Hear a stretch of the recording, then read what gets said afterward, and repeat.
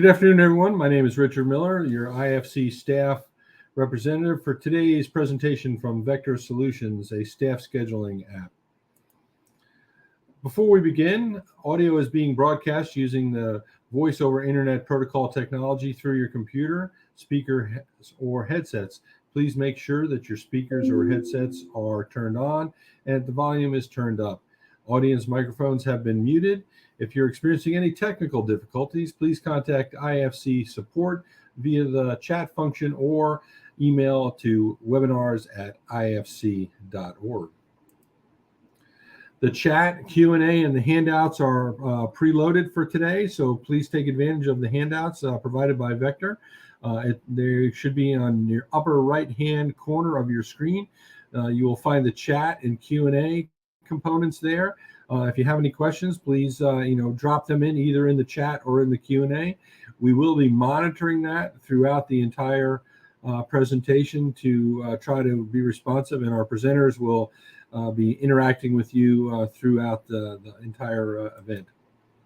And again, thank you to our presenter, Vector Solutions, in a partnership with the IFC to provide relevant information for the fire service. And again, my name is Richard Miller. I'm a retired fire captain out of Fairfax, Virginia. And I'm going to introduce our two speakers today, Robbie King from Solutions Engineer from Vector Solutions with past fire service experience, and Brad Lyon, the subject matter expert for Vector Solutions, also within the fire service. They're going to be our great hosts and provide you with very relevant information on this emerging topic that we're going to be talking about today. So, Robbie, I'm going to pass it over to you, sir, to take over. I appreciate it, Richard. Always great to see you, and I appreciate everybody taking the time to join us today. One of the neat items that I get to do is to work with amazing people like everybody at the IFC and the people who are in attendance, but also having a great cohort with Brad Lyon with me today. Like Richard was saying, we both come from the fire service. Brad comes from the West Coast. I'm from the East Coast, like Richard. But the great thing about all of this is our purpose today is to talk about a scheduling app designed for the fire service, but by the fire service as well. But before we get into the nuts and bolts of today's topic, I wanted to talk a little bit about what our mission is. We all have mission and vision statements, and what I think is really appropriate is how all of our missions are pretty much aligned together. You know, ours is basically we want to make you safer, smarter, and better so you can do that mission statement to your community. So with that in mind, I love this thing, being safer, smarter, and better, because it resonates back to our purpose, taking care of our most important asset, our people, making sure that they're trained with Vector LMS, making sure that they're able to be able to handle those situations with Vector Evaluations Plus.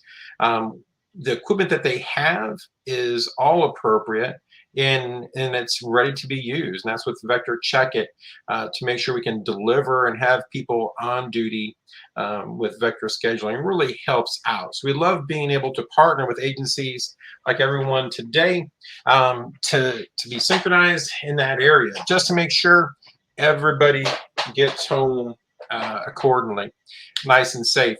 We do work with a large number of agencies across the United States currently, and it's ever growing. Over 5,000 different agencies. We have some here on the map, but we've done over 35 million course completions so far in the little over 20 years that we've been as an organization. To me, that is profound. And the reason being is we're able to really continue to help and take care of everyone. So no matter which one of our many products that we have, and here today we got 8 of them up there on the board, but outside of CAD, we really have a great products there for you to use. I want to get to the heart of the matter, Brad. I'm not sure about you, but I'd rather get over this required stuff and get into today's topic. Is that okay with you? Sounds great. Sounds great. Awesome. So today I thought we could talk about together, Brad, is talking about have improving communication with a native scheduling app, be able to easily check schedules with a focus in on really trades and time off requests. Be able to quickly and easily fill those open shifts, making sure we have that comprehensive coverage that we need to talk about. Manage that overtime compliancy using your own agency defined rules. And a big one, I think, that I did not have to worry about too much, as some are today, is being able to track those multiple pay differentials to make sure we get an accurate payroll reports. And then at the very end, I got a couple of questions for the group, and maybe we'll get Richard back on as well. We'll see how it goes. But to begin with, Brad, I figure I'd take over and talk about how we communicate using that native app. And for me, one of the things that I missed out before I retired was having everything at the palm of my hand, right? I didn't have the opportunity to take care of things. I would grab time off requests and everything else, put it in my Tahoe on the front right seat, head back to headquarters to get it taken care of or deliver it to the battalion chiefs. And somewhere along the way, I don't know how, but I'd end up losing some. Now with having a mobile app, you're literally taking care of everything right from the palm of your hand. We're being super focused on taking care of our guys and gals. And that to me was really important in there. So when we look at having the app at our fingertips, there is a quick view of it. I do want you to know that we do have an app that's designed for us, by us, for an Apple and Android devices. Probably 99% of what everybody's carrying in the field right now, sir. So, and there's no additional costs for that. It's just part of the package that we offer, but it is secure. You have your own username and password. It's gonna be the same one to get into the learning platform or into the web-based version of everything.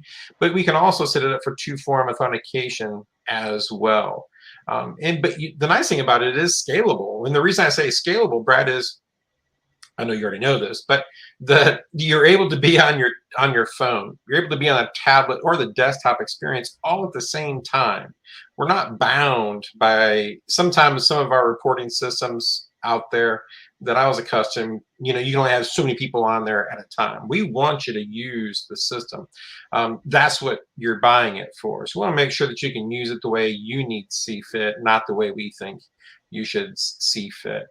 I do want to talk about, when I think about communicating, one of the things I think about communicating with that native app is being able to see when I'm supposed to be at work, who's going to be on duty. If you make a change in any of our applications, it sends it out globally. So you don't have to ever worry about a versioning of things. So we can click on the one on the right there for upcoming shifts, or we can look at the view roster. What I thought we'd do is look at the upcoming shifts. This one here is just showing everybody how we have those next 10 shifts listed. It's letting me know the dates, the times, where I'm going to be working at, and what my expectations are. If I had vacation, it would be listed there. If I had sick time in there, it'd be showing up there. If I was out for training, it's all going to show up there. Whatever color code you decided to use, those will show up there as well. So those are the kind of things that I like about. This can also be synchronized to a Google Calendar as well, so you can share it with your loved ones. So hopefully when people are making doctor's appointments, they can see, oh, I'm at work and I can't help out during those times. But when we want to look at the crew scheduler, it's all right here. And this is resized based off of the size of your device. So this is my big Samsung device, not their tiny little iPhone there, Brad. So I can see on the left-hand side where everybody is at, and there was people in the time off. We're going to see them over there on the right-hand side, and you can just scroll down, and you can see that we've added everything in there. The nice thing about it is whatever the color code you want, that's where this is. These are just what Robbie came up with, different from what Brad or you may do, but just making it nice and simple to be able to see the ins and outs of everything. When it comes time to letting people take time off and all the rest of those things from the mobile device, in this scenario here, let's say Tim calls me up, I'm the on-duty battalion chief, and says, hey, I need to be off on sick leave. I can't come into work. So all you simply do is bring your finger or your thumb over there to the person's name and drag them, drop them into time off. The nice thing about that is you use the time off codes that you currently enjoy. So I did here, it's sick and sick regular. So if you have subtypes, not an issue with us, have as many of those as you want. And you put the notes in there as well. So Tim lives down in sunny Florida, where it's actually raining right now. But it's too sunny outside to see coming in, and we advise them, bring a doctor's note. So it's all listed in there, and we can keep track of all of that information. But if there's safeguards in place, we're able to really to come back in there and push those out on the mobile side. So here, Tim doesn't have enough sick leave. And in Florida, in Georgia, probably there in Oregon as well. If you call out sick, I can't make you come into work. Doesn't mean we have to give you a job when you come back to work. But we can give you that time off, and we're going to allow it.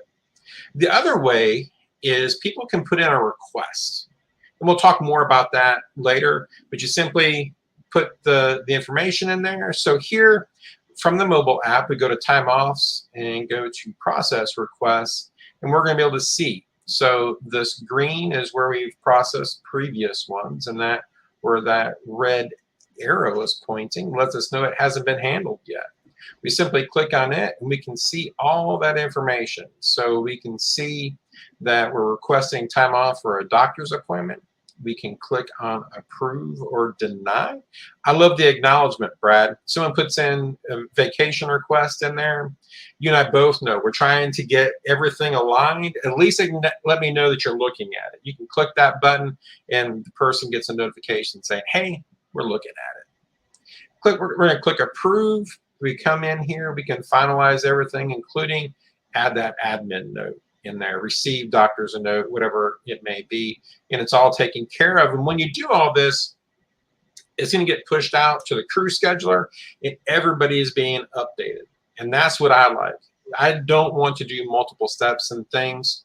And when we take care of payroll like this, or staffing on a daily basis, keeping it up to date, it makes payroll so much easier. So even from your devices, we're still going to be able to make sure that staffing is up to date, making sure that payroll export is nice and clean, all while making sure we're meeting those minimum requirements of having the time off. So here we can see the number of people that are on duty, and also look at it by the assignment. So you need 1 of 1 for a battalion chief.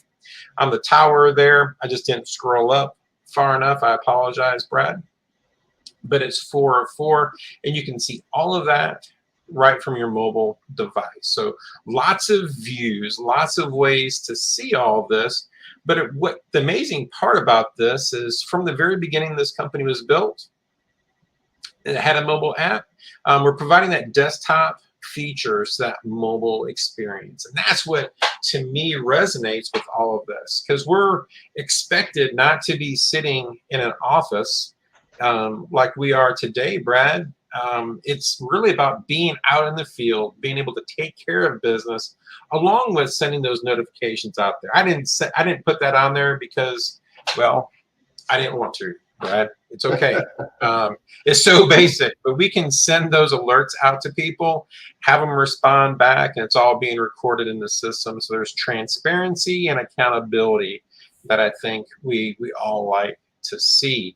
I wanted to see if you would talk a little bit about managing trades and time off requests. Is that something you can do? Yeah, absolutely. Absolutely. So the nice thing about with either from the desktop or the mobile app as well is you have the opportunity to, whether you're the end user of requesting trades and time offs, or you're the admin or supervisor that is the one doing the ability to either approve or deny those trades and time offs. You don't have to be in front of a computer to actually be able to do that, which is really nice. those growler notifications and push notifications come into your phone, you're able to open that up and you'll be able to see if you're going to be, approve or deny those time offs and trades. So again, making those requests and things like that from the app or from the computer make it so much easier. I mean, than filling out a piece of paper or, trying to find the right person to get it to, and getting seen in a timely fashion. And the nice thing about it is in the system, it gives you an opportunity to dictate not only the approval and denial process, but also who does it go to. You can choose. Some departments like to allow for individuals to select the admin it's going to go to. Maybe they select multiple admins, whether it's time off or a trade. Maybe they want it to route to a specific on-duty personnel, and if not seen in a timely fashion, then gets routed to another individual. Or maybe they want it to go to direct supervisors where people can be under multiple supervisors, and it goes directly to that individual for that approval process. All that information you'll be able to see, excuse me, with those, as you can see over on the left-hand side, with the little suitcase, which is for the time off request. That being there's a number 1 there, that means that there's a request that needs to be approved or denied, and it's just in there pending. And then there also the back and forth arrow on the left-hand side there for the trade process as well. You want to go ahead and go to the next slide, Robbie? Thank you, sir. In the process requesting areas for processing time off, you're able to see all of the pertinent information in there, who it came from, who it's going to, the time off types, if it's still pending. And I like how you talked about that acknowledge button over on the right-hand side, the little thumbs up there, the ability to not necessarily approve or deny it yet, but just to at least to acknowledge and give that person that notification that it's been seen, but it is still in the process of being approved or denied. But again, all of that pertinent information is in there in that process time off request area to be able to be viewed. And, as we were talking about exporting reports, if for whatever reason you need to export time off requests, leave requests, you can export a report out for that as well from the system as well. So being able to not only see all that information in the system, but actually being able to pull it out as well. And if you're still old school, as you can see on the very right-hand side, there's a little printer over there that you can actually print off those different requests in there. So some people still like to keep a paper trail, and hey, I'm all about that because I'm still pretty old school too. I store a lot of stuff in my phone and notes and activities, but I still have my old Post-its that I have stuck on my screen for my computer for things like that too. So I definitely understand.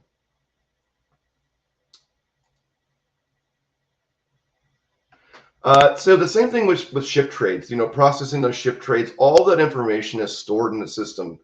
Some nice things about, about the shift trade module in the system itself is, again, just like time offs, you can decide the routing. Do you want them to choose the admin that it goes to? Does it get, routed to a specific on-duty supervisor? And again, if not seen in a certain time, then it goes to somebody else for approval. As you can see from this screen here in the upper right corner, there's a little add button up in there.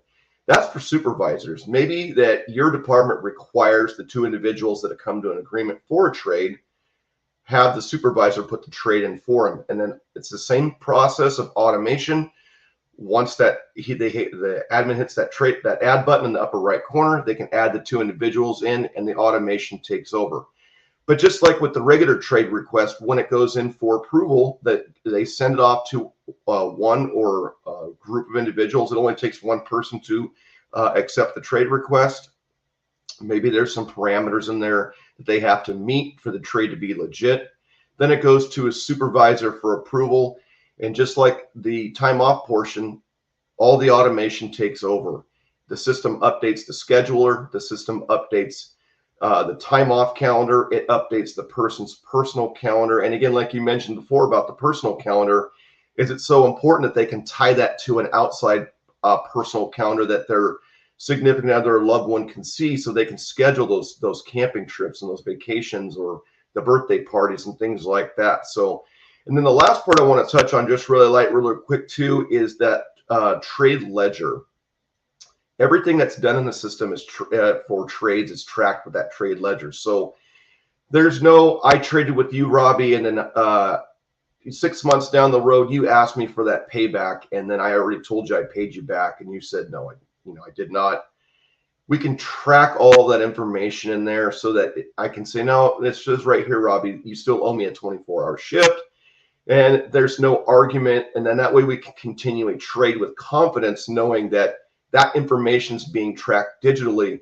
It's nothing that can be manipulated by anybody but super admins, and there would be really no reason to do that.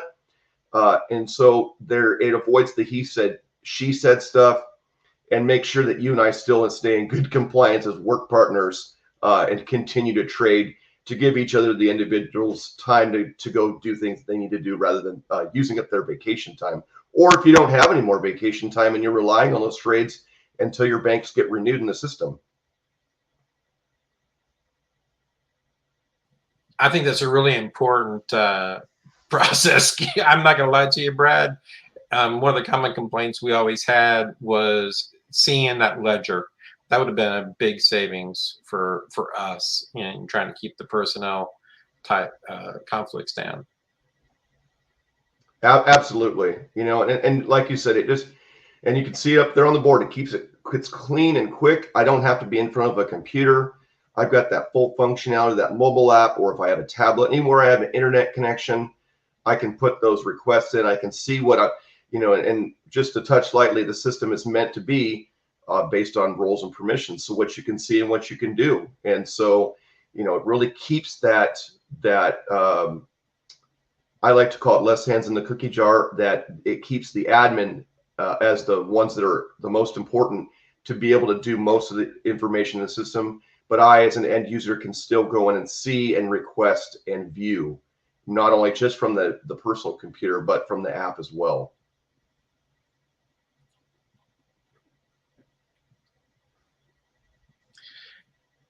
For me, Brad, I think I love about this whole process that it's clean and very quick, not just for the end user, but for the administrators as well.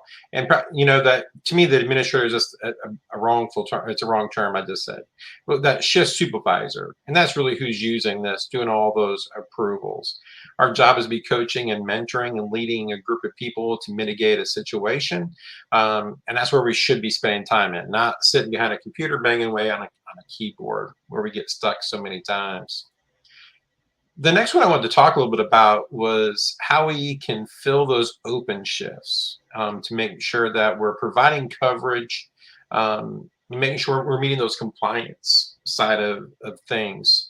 And so as we look at that, Brad, I want to make sure that every agency has their own set of rules, whether it is done by a policy, collective bargaining, memorandum of understanding, whatever term you want to use. We want to make sure we can follow those types of things. So we want to make sure that we can identify those openings quickly and easily, and fill those items as well. So what I wanted to share here with you is I put some purple arrows next to these open slots, is how we refer to them.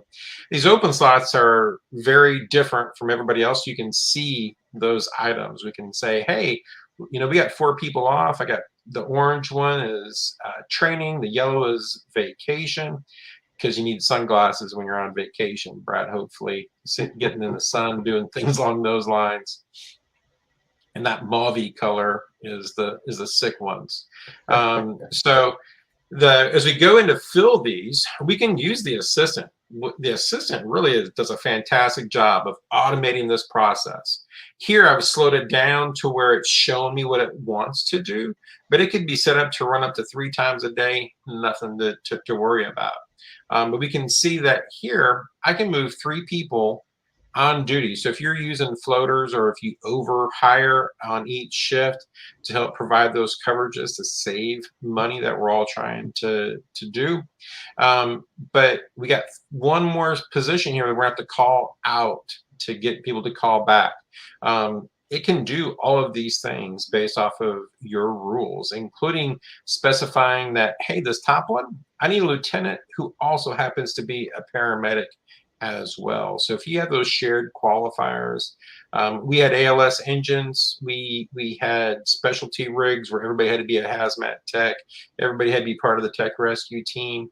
Those can all be configured into the system in the assistant module can figure all that out with you as well. So when you have those items, you just click on the open slot and we're going to fill these positions. A little hard to see, so let's blow this up a little bit.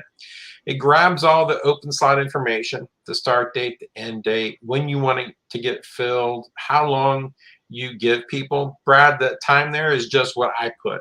Some agencies do 10 minutes per person, whatever you want to do, but we can do by minutes, hours, days, we don't care how long you want to do. But we're looking for a lieutenant that's hours based. And I was cheap. Besides being a cheap person on my own accord, but I was a cheap chief officer as well. So tier 1 for me was I'm calling my drivers who can ride up, then my lieutenants, then my captains who can ride down. And the people where it says here that have been excluded, it's probably because they're already working, already on vacation, on sick, at training, whatever the excuse may be, or they just don't want to work.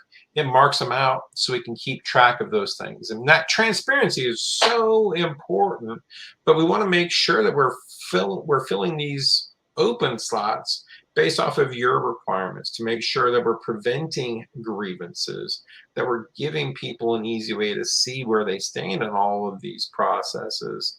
But we're going to make it simple for the shift supervisors to get those things filled, all while making sure that we're taking care of those items. And that to me is just as important as getting the job done, but making sure it's easy for everyone as well. You want to talk a little bit more about managing overtime? Yeah, absolutely. Absolutely.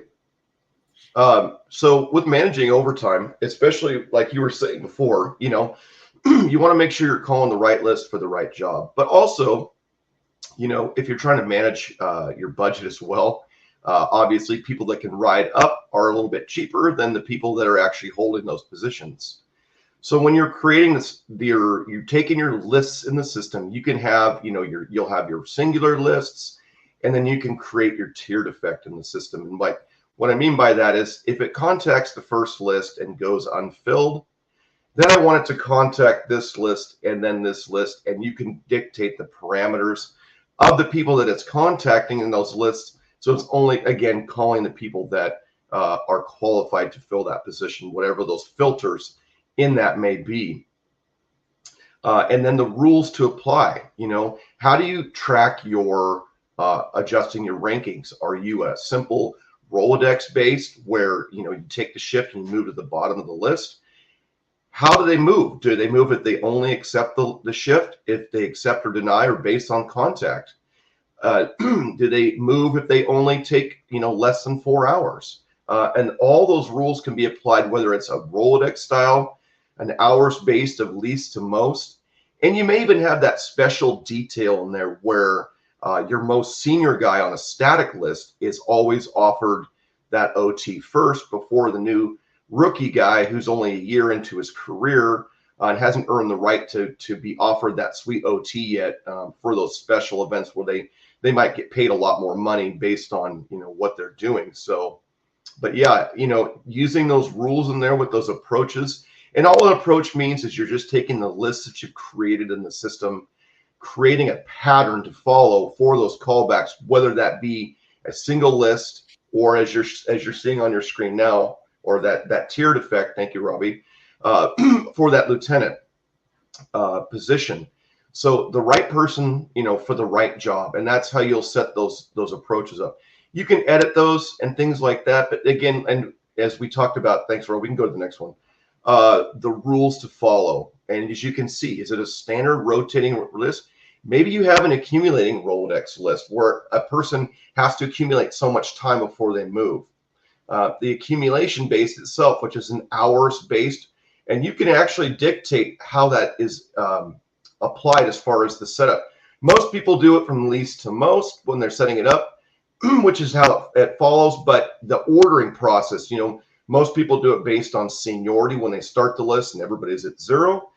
Some people may do it in reverse where they contact the most junior person first before they get to the most senior, or a turns based. And then last but not least, that static opportunity where, it's only if you needed to adjust the list, it's maybe only a manual adjustment, or, you've got the seniority based and some other opportunities in there that are not as widely used, but it's still used by departments in there. So we do have the opportunity in there, maybe by employee ID number, or even some type of a randomistic lottery and things like that. So lots of rules in there. You can have multiple rules. Maybe one time you call back a list and it follows a certain rule. Maybe when you call that same list again, you're going to use a different rule. We put you in the driver's seat and put all that customer facing so that you can set it up to mimic how your department functions. And it used to be back in the day when I first started with what was formerly was CrewSense. It was a global rule and it was set up in the back end. It wasn't very customer facing or very user friendly. Now we have it to where it's all customer facing. You get to dictate how that works and apply those rules within your system. Hey, Brad, I just got a question that came up, and I think you answered it, but I just want to make sure we cover it again. The question is, can we have multiple rules of different types, or does it have to be multiple rules of the same type? Yeah, you can have multiple rules of different type, and if you're meaning about different as far as how those apply those rules to those different lists or those approaches, if that's where you're going with that, Robbie, yeah, absolutely. And the thing that's really important when you're creating those rules, just so you know, because it's always going to ask you to give it a title. If you have certain rules of the same caliber, like hours based, make sure when you label it, you say hours based on contact, hours, if you have different ones. So if you have to apply that rule, you're not selecting the wrong rule. And then when I was contacted, I figured, and I denied it, I figured I wouldn't have hours added to my bank, but you selected the wrong rule based on contact, and now my bank has hours added into it. So just be aware you can have multiple rules, but just make sure you label them distinctively so that when you're selecting the correct rule to apply. If you have multiple ones, you're selecting the right one. I'm just being nosy now. So I would have used hours based, trying to get that cheapest hire, who doesn't have any overtime this pay period, this pay cycle, whatever that rotation may have been. And I would have used turns based for my part-time and side hustles like honor guard, teaching, those kind of things, making sure we're being fair and equitable. What did you all use in Grants Pass? Back in the day, we were a standard Rolodex, and literally we were using a Rolodex. You remember those, but the thing was, we didn't have, it didn't keep it fair and equitable. You'd have that one captain that had that favorite individual on his shift. And even though I was above that person, he would end up handing it out, and it was not fair and equitable opportunity for overtime, which can cause grievances, can cause animosity between employees, and things like that. This system eliminates that because it keeps it fair and equitable for all parties. Meaning, if I'm at the top of the list and I get offered the overtime, if I am available to take it, I take it. And then it adjusts me whether it's hours based. But we did Rolodex, and we were basically just, you would take the shift and you move to the back of the list.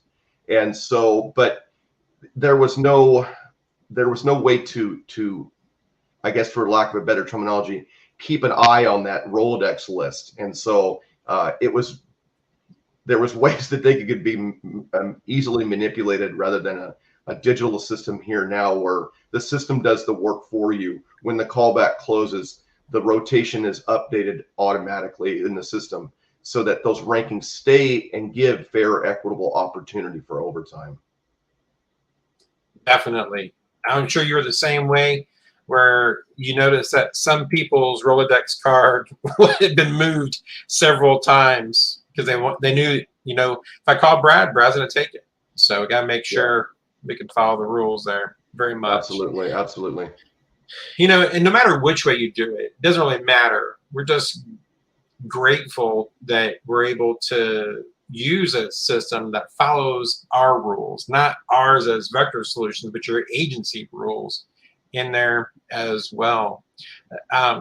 So this one here is kind of to me, this wasn't an issue. I had one person who worked between multiple, he was with the fire department, but his pay came from multiple departments within our county. So being able to keep track of different pay differentials, I think, is really spectacular with Vector scheduling. I think it's pretty nice. And we talked a little about this earlier, but here we have Rojas, who's out there. He's got the black box around him. That's just for identifying purposes. But he's working overtime in this spot. So when we look here at his pay, we have the out of class and also his paramedic differential in there as well. He's normally not assigned to the ambulance, and if you work the ambulance, you get extra bump. So not only did he get out of class pay for riding up, but he's also working as a medic. And we export all of this, it's all going to be in a format so we can use it to make sure we have accurate payroll. So as we send this into the payroll system, it's really going to be able to take care of those things. And it just started raining. I'm sorry, Brad, I was looking around. Oh, you're fine. But that payroll is going to be there, and it's going to be. And to me, that's one of the really things that's important when we look at all of these things today. We want to make sure that it's really relevant. We have a great tool that you get to customize and use using your requirements. And that's a pretty big task. There's a lot of work that the devs have done over the years to make sure that they're able to. So I wanted to see if you could talk about one of our current customers here. And then I got a couple of questions for you for the group. So go ahead. Yeah, absolutely. Dunedin Fire, they've been using, as you can see down there in the kind of the middle lower right corner, they've been using the LMS since 2008. So they've been using it for a long time. One of our great products. They stepped in to check it in 2019, and then scheduling in 2021. And I would say they're probably just a smaller average size departments with 3 stations. But you can see from going from the pen and paper to a digital platform for everything they're using, but especially with scheduling, is their ability to have those work types to ensure the person will get paid properly, like you just talked about. Maybe I'm working a regular position, but I'm also I'm working as a step-up lieutenant, or I get more money because I'm a paramedic and things like that. Being able to export for those payroll saves a lot of time when having to go through Excel spreadsheets and make sure this is right and that's right and everything else. Being able to see and time offs and trade requests and all those things that are not only submitted, but being able to approve or deny from the actual app on their phone.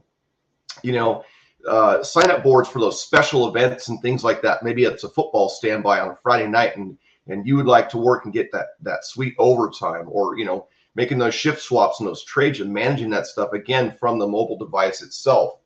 And they're using their learning management software to simply for their compliance management and things like that, for all of their training things. And as you can see it there from Lieutenant Shale Sager, just a comment where they'd been struggling with so many issues for so long with things that they were doing, especially, with big events like hurricane duty or, things like that, to where the digital process from the platform and in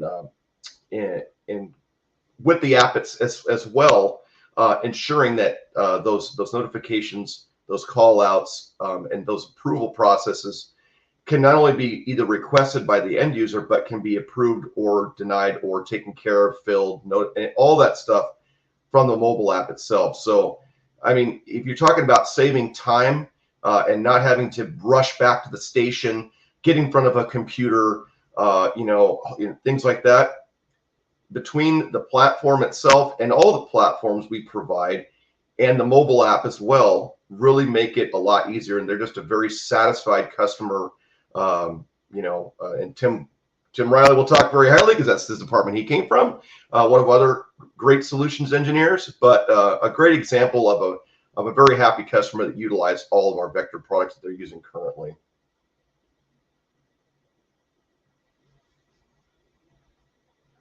You're muted, Robbie. I had good stuff there. I love that you brought up Tim on there as well, Brad. I wanted to share with you our contact information so you can learn more about it. We've talked about this at a very high level, and I want to talk about this here. We have a couple of good questions coming in. Please continue dropping those questions in here because I don't get a lot of time with Brad because he's busy doing other things. So anytime I can learn from Brad, I love it. So please drop those questions in there. So Brad, there's a couple of things that I failed to address in the presentation that I want you to answer for us. So what are the ways that we can communicate with people? So let's say there's an opening, right? And I need somebody. How does the message go out? Yeah, so there's, there's several different ways that people can choose to be contacted. So some people might be a little more old school. When I say old school, I just mean like I had demo yesterday where in the department, they still have people using flip phones. So we do offer a wide variety of ways to be contacted with callbacks and with notifications as well. Can include an email. So you get two forms of communication. But things like, if a callback goes out, you can choose to receive an automated phone call. And that phone call comes from the same number every time. So if you program in your phone, you'll know when overtime is coming through. Basically, all you have to do is say hello and it prompts the messaging. And then it's going to have you do some key punching to accept or deny the ship. You can choose to receive a text message, which comes with a unique ID number attached for that callback or notification. You simply type that number back in and a space yes or a space no for the callback. You type the number in for the notification itself and then a space and then whatever message you would like to reply back from. But as we know, and we've talked about it since the beginning today, we talk about that wonderful app that you can download for Android or iOS. Simply being able to open up that app itself, click on the specific icon, and with callbacks, it's that big $sign. You just simply open up that callback and it's a big green button to accept or a big red button to deny. If it's a notification, you can open up that notification board and you can simply type your message in just as though you were texting back with somebody as well. So those notifications and, so with the, people can choose what they want or departments can dictate how you will be, they'll say, well, no, we're going to use the app and that's how it's going to be. So either you allow your users to choose how they want to be contacted, which also gets supplemented with an email as well, or as a department administrator or supervisor, you can go in and say, no, this is the policy. This is how we're going to dictate contact methods. Because if you're going to be utilizing the system, you want to use the best opportunities out there. And that app is the best as far as, making sure that people get contacted appropriately and for them to be able to respond back, whether that said it be a callback, a notification, and things like that. So continuing on with that, so we take that opening beforehand. People make themselves available for overtime or unavailable for overtime.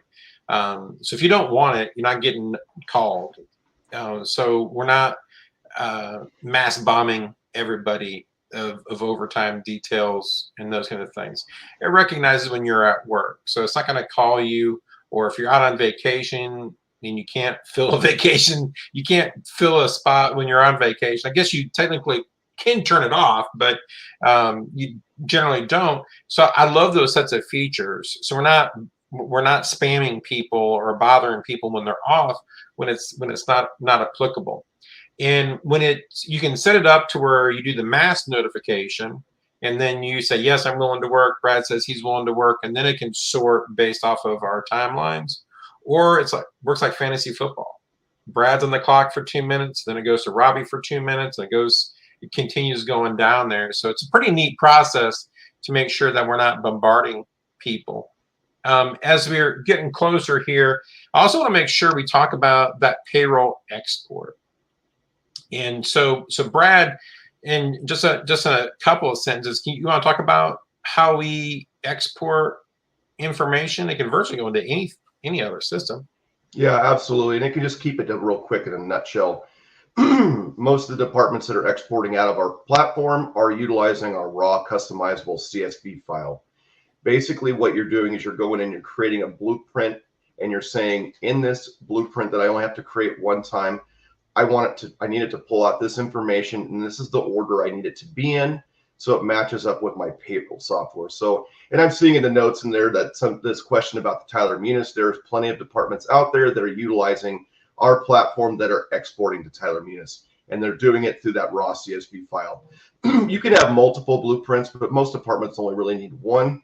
But again, I like to call it set it and forget it, because once you set it up, and every time you go in to do a payroll export, your information's in the correct order and what you need to pull out, including custom fields if you need to add those in there as well, so that you're getting the correct information out of the scheduling platform for importing into your payroll software. I love it. Getting that import example, building it out is so impactful. I love that feature. You want to talk a little bit about timesheets?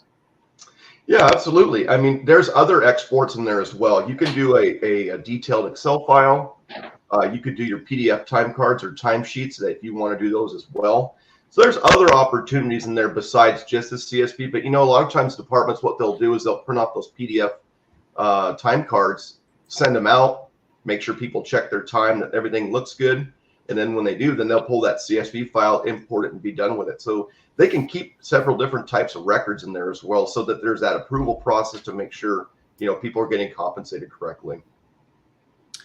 I love that. And so one of the common themes, and Richard, I'm glad you joined back in with us. One of the common themes that Brad and I heard, and we were talking about this before the session started, and I'd love to get what everybody in attendance is hearing and seeing, is with staffing issues of not having enough staff. We are working longer hours, and we need to make sure a couple of things.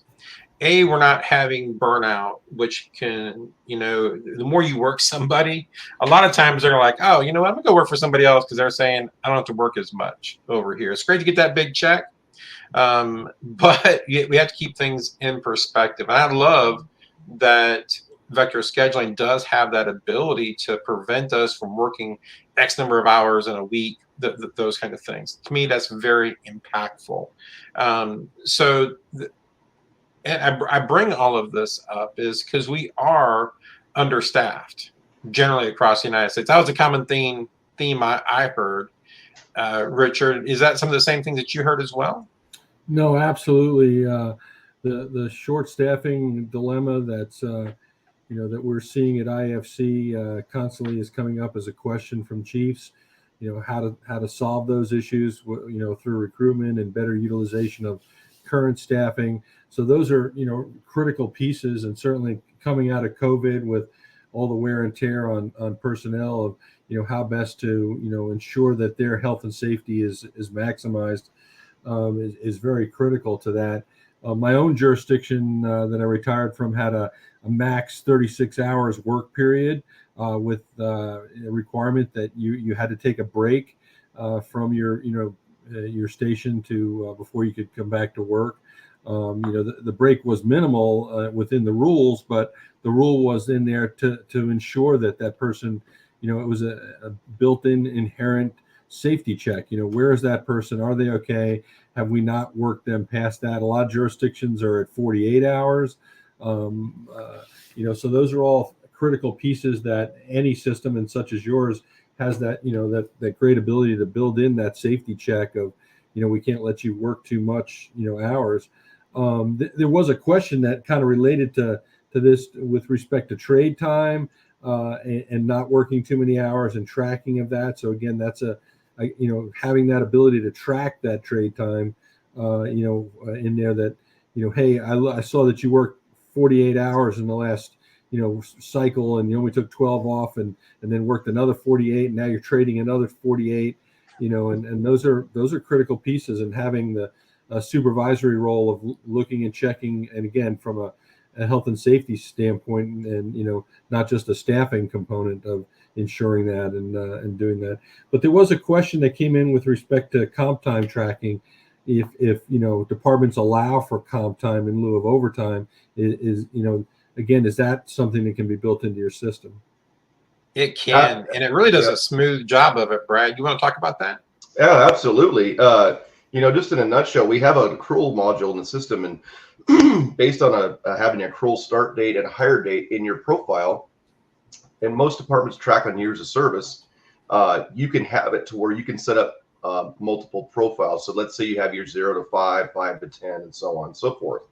Once you set those up and have them, then they can track all different types of accrual rates, not just vacation or comp time, but you can have them all in there so they can be able to accumulate.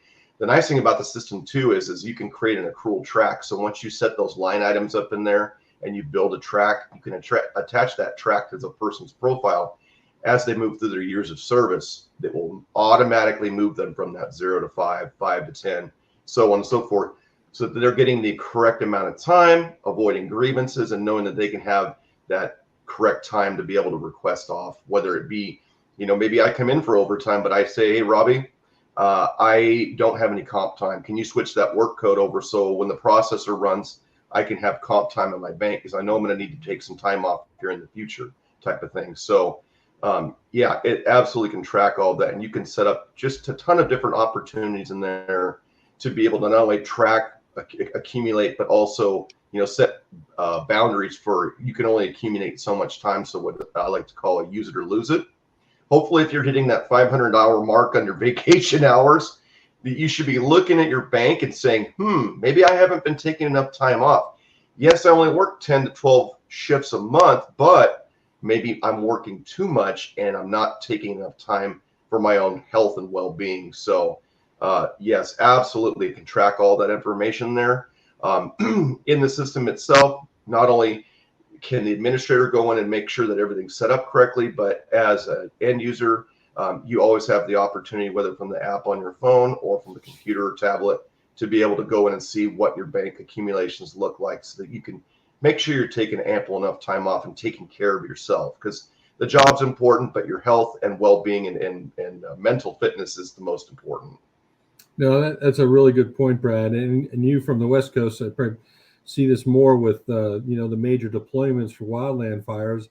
Robbie and I on the East Coast, saw it seasonally, either with snow events or hurricane events, to where it's a much shorter period and a little more prep and defined. We know a hurricane's coming, we know a snowstorm's coming. And again, checking to see, am I going to deploy somebody that just came off a 48-hour shift, or has worked 2 weeks straight with only minimal in between the shift schedule. So again, looking at the greater good of the those deployments, and again ensuring staffing for that. Those are great questions. We did have a question come in about being able to see rosters within the system to know who's working where. Our system allowed us to give you that notice that I may be assigned to a station, but maybe I've been moved up or reassigned, and I know that's something you guys can do also. Absolutely, and there's several different roster views within our within our platform, so that you can choose the right view that that works for you the best, let's just say. And then absolutely, if people get overtime or they get moved around, the system can send those push notifications to let them know that either they've been moved to a different assignment or they've been assigned for overtime that they accepted in the system. And even to a point where you can not only send visual indicators, but also you can write, so I know we're not looking at the screen, but we can right click on their name and you can send a note. I like to send the notification only if I need to send an additional, because not only can I send a notification to the app or a text, but I can also send it as an email, so that again, they get that two forms of communication, so that that the message is getting out there, and then they can actually respond back to you through that notification from the app on their phone or through a text message.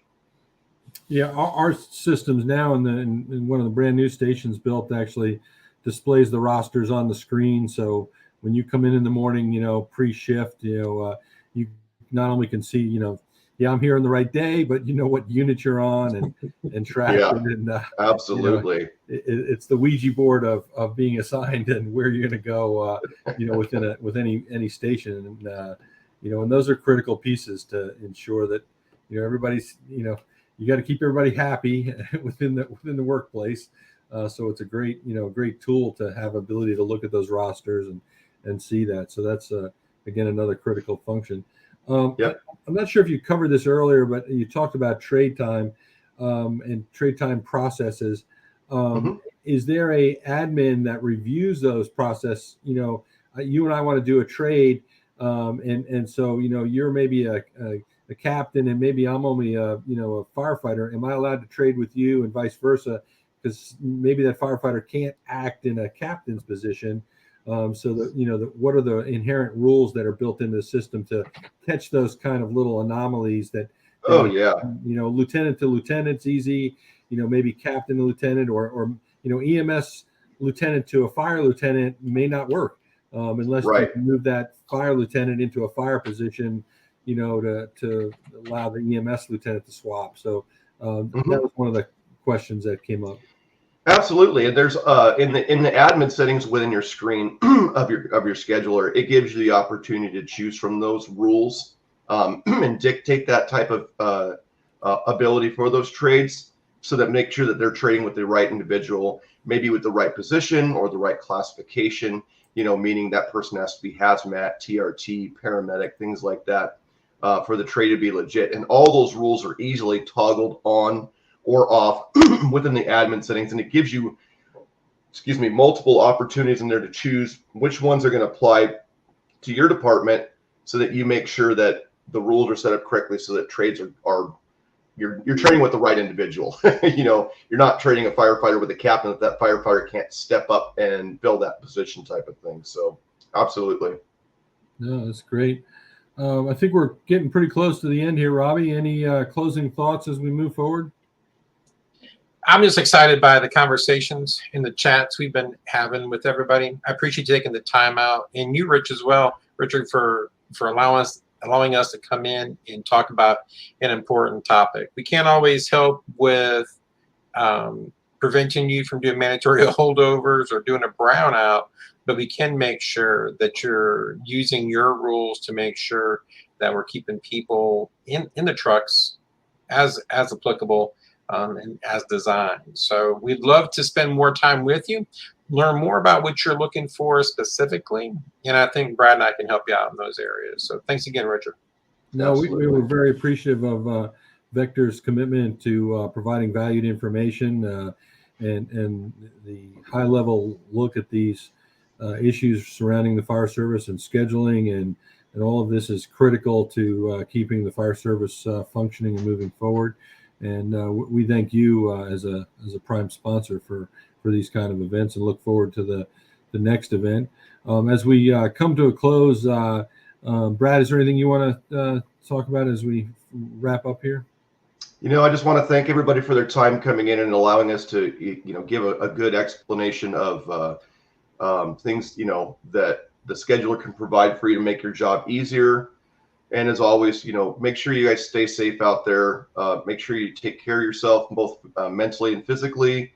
And just, don't overdo it. And if there's any questions you guys have about anything to do with the scheduling or any other Vector platforms, please reach out to us, and we will make sure and schedule some time to sit down and go over those platforms with you.